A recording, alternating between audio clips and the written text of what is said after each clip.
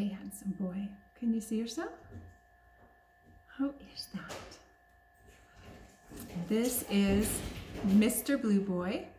He's now 9 weeks old, and he is from Adelaide and Max's F1 standard Bernedoodle litter. Let's move back so they can see all of you, huh? So he is currently 13 pounds 9 ounces, and I'm expecting his weight to probably be in the range between 70 to 85 pounds. That is definitely an estimate. He has very large paws, and he's got the more solid, denser bones that the Bernese mountain dogs have, rather than the lighter bones like the poodles. So he's definitely a little bit more hefty. He's got tricolor, so he's got a black base, and he has brown on his eyebrows, as you saw, and then on the front of his front legs, and then also back here on the front of his back legs. And then he's got little bits of white here and there, which are super fun. So can we show him? He's got a white tip on his chin, just like his mom, Adelaide. And then he's got a little bit of white here on his chest, and that classic white tip that we love from the Bernese mountain dog on the end of his tail. He's got the blockiest build in the litter. Sometimes the puppies have a little bit more elongated muzzles like the poodles, but Mr. Blue is very, very blocky in his face, and then also just in his structure overall, taking a little bit more after the Bernese mountain dog there. His coat is really, really loose, wave, almost straight in some places. So it's going to turn into a very loose wave once he loses his puppy coat and gets his adult coat in, which will be a little one that's a little bit more easier to manage than some of those that tend to be more like the poodle. So grooming will be about every 6 to 8 weeks, with brushing weekly to be able to keep those mats out so that you can keep that doodle look that we all love, where it's longer. He has the lowest energy in the litter, and what I would classify as medium to low energy overall, comparing to other breeds of dogs. He's the calmest puppy that we have ever had. And I think part of that is due to not only his personality, but also his environment. I think that their temperament ends up being about 50% the personality that they're born with, and then of course our environment really influences them as well. And because this little guy, when he was really young, he had a fracture on his tibia. We think that his mom, Adelaide, jumped into the whelping box and must have stepped on him, because he was fine one moment and then the next he was holding his leg up. So he was in a splint for about 3 weeks, and because it took him a little while to learn how to maneuver around on that splint and be able to keep up with his siblings, he had to sit back for a while and start to really observe, and I think that really influenced him. So he's not one that likes to rush into everything.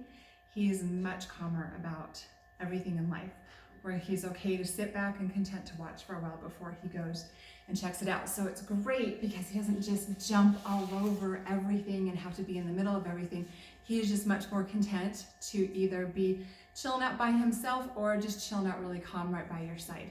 He's often the one that I find when I'm playing with all the puppies and I'm letting everybody, they all still like to jump all over me, pull on my hair, and he will just come and he'll just sit right by my side and just lay down, and that's his favorite space to be.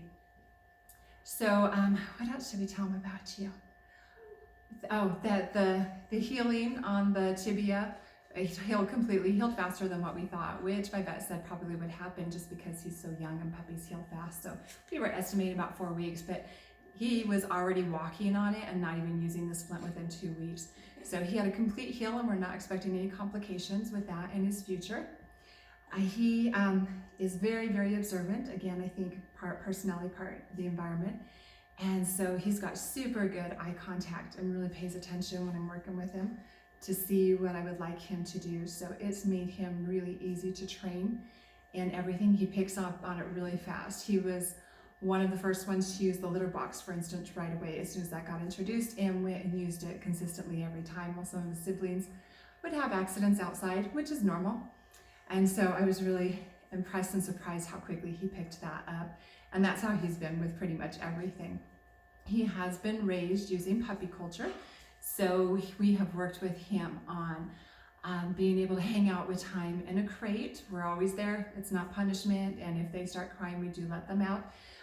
But he's been good to be able to take his treats and his food in the crate. And then that's also where their cushy sleeping beds are. So he's used to that environment and will be able to transition to that very easily. We've also worked with loose leash training, loose leash, tongue twister. So it is definitely not dragging a puppy around or demanding. Puppy culture is all about positive reinforcement and working with the puppies when they're ready for it. So it's keeping that leash loose on them so that it doesn't get pulled taut and they're not fighting against it, so that they will be confident in following you around. And then we use our clicker and give them a treat whenever they're doing that. So he's done really, really well with that. He's also great as far as resource guarding, haven't had any complications there, and he is a master mander, if that's a term. When he wants something, he just comes and calmly sits to ask for it instead of jumping up. And that's something that we work on with the puppies, and he has taken to that really, really well. What else have we done with you, mister, huh? And we've done car rides, and he's done good with that as well. I mean, none of them love it. That's something that they're definitely going to grow into. But basically everything we do is trying to get him ready for his future so that it won't be something new and scary. And then, of course, all the different sounds and toys and textures that we introduce. And he's just like, yeah, it's all okay. I haven't had an experience with him where he's been startled and run away. He doesn't react in that way. He just looks at it and watches and is like, oh, I'll go check it out. Nice and calm with everything. So with all of that, why is Mr. Blue Boy available? He was actually chosen to go to a new family. He was the second puppy chosen in the litter just 2 weeks ago. And then unfortunately, the family has had something come up with their job, so they aren't going to be able to be out of office like they have been planning for the last couple of months. Instead, they're going to have to be working, and so it's not going to be a good environment for him to go into right now because he would have to be spending too much time alone. So they decided, unfortunately, they're just heartbroken, but that they were going to have to wait for one of our future puppies. And so now Mr. Blue Boy is available again, and so we're looking for his best home. He also does good with all of our other pets, so he'd do good in a home that has other animals and all ages of people. Because he is so calm, he would be great with kids.